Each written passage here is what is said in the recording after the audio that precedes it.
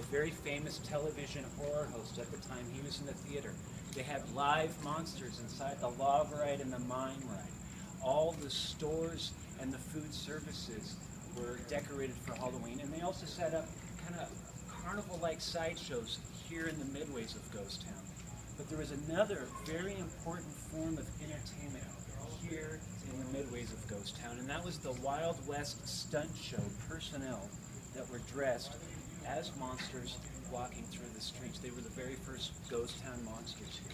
So many, many years later, when I worked here as one of the Slider monsters, I wanted to work right here. As a Ghost Town monster, you have kind of free reign to kind of go wherever you want within the confines of the scare zone.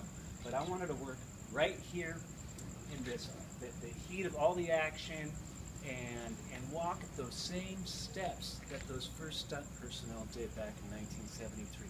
I wanted to be among these eerie buildings. And these buildings, in fact, have great relevance to the haunt's history.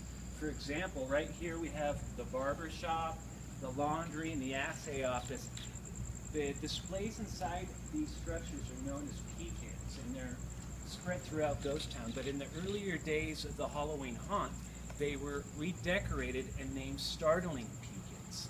And we have a couple pictures here to show you kind of a display of what those were like.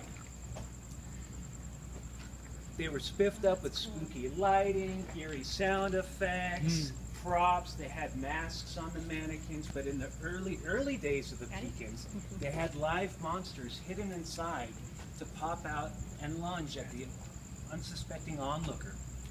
Now, these pecan monsters were not the same types of employees as the roaming stunt personnel.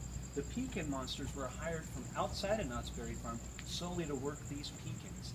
And it was one of those monsters that played a very important role in the growth of the Halloween haunt. And his pecan is right around the corner. I'll take you there next.